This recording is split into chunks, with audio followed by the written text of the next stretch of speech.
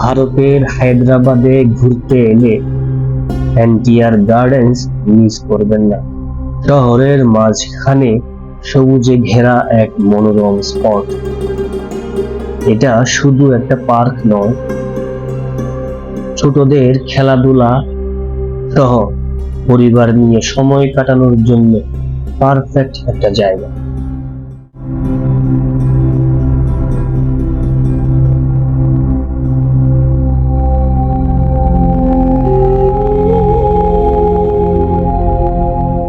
এখানে আছে mini train, water fountain আর বেশ কিছু ফান রাইড।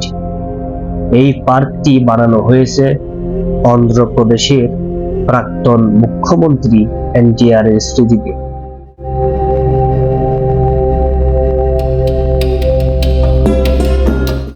সন্ধ্যার আলো আর ঠান্ডা হাওয়ায় এখানে ঘুরতে আসার মজাই আলাদা।